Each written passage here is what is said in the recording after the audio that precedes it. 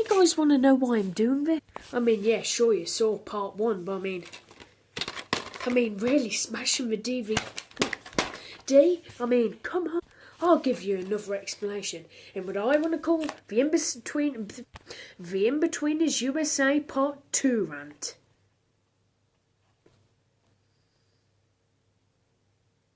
So, the Inbetweeners USA. So, I did part 1 of this, as you guys know, and you guys really liked it. Over 100 views. Thank you very much. I got 24 subscribers. Please get me to 30 by the end of February.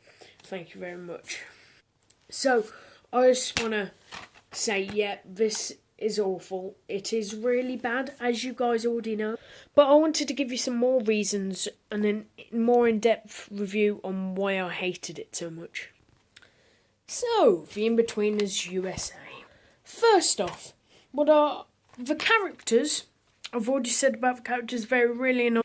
And the jokes, I just wanted to say, they never took the jokes far enough. And I know it's an American show, so they can't do as much with it. But things like Breaking Bad and stuff like that, I know it's our comedy, you know, they have swearing in and stuff. This is like 2 F words. I mean, come on, if you go do an Inbetweeners USA remake, come on, it's got to have some swearing in and some vulgarity to a certain extent. This is like a PG version of... But wait, no it's not. This somehow is a 15. How? Okay, let's read the back here. So to speak, that's what she said. Here on the official BBFC, British Board of Film Classification, rating says here that contains strong sex references and language. See, right there. So, I think that's completely wrong. I think it should be a 12 at most, really. Moderate sex references and language. There isn't that much swearing to make it a 15. Even sex references aren't that bad. I mean, Jay is like a PG version of him. I mean, just look at it. This is over the top with the British Board of Film Classification. How is it a 15? I haven't got a clue.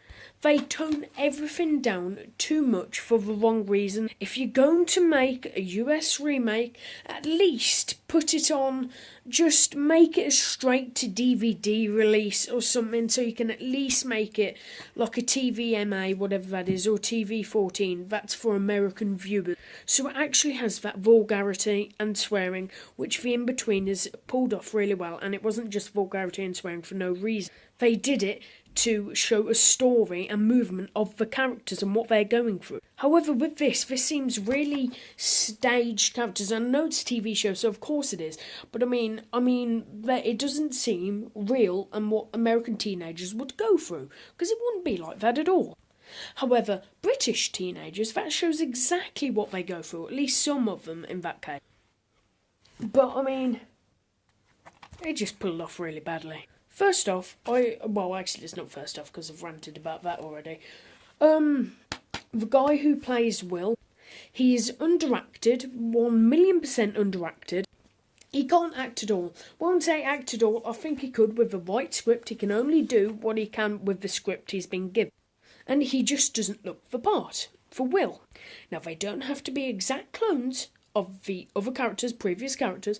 However, he just comes across... Actually, the other 3 look more nerdy than actually Will does, in my opinion. I mean, look at them.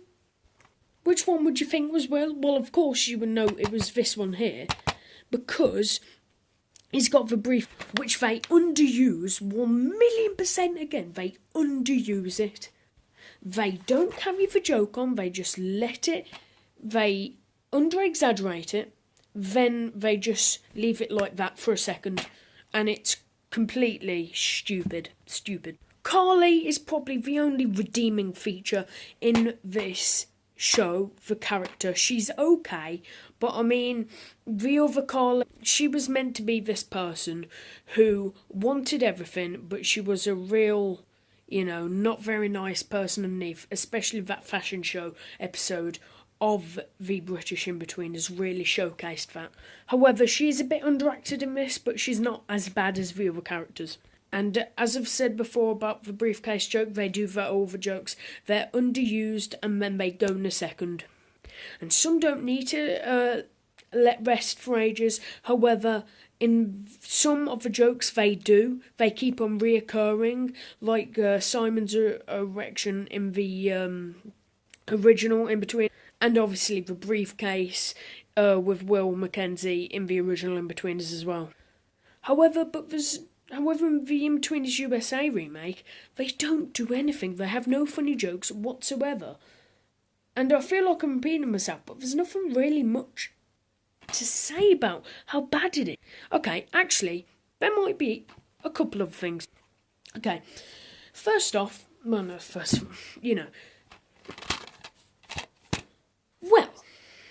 it's too American-y. It's not made for America, because America is this place where everything's over the top, everything's all good and glam, but it wasn't meant to be like that. All the shots are like in slow-mo and stuff like that. They're too pretty.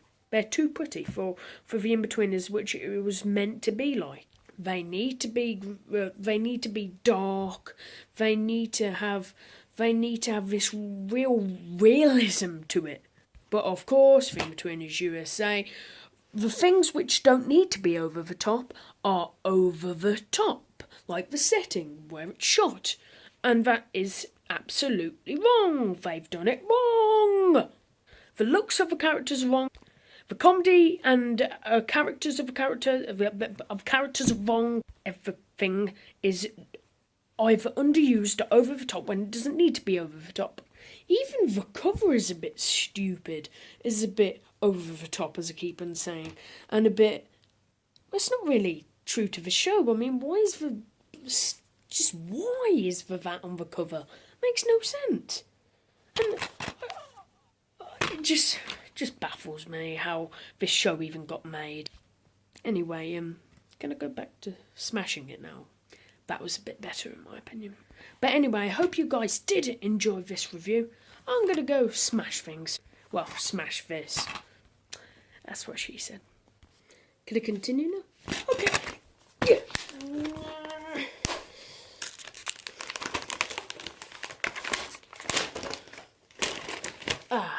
That's so much better.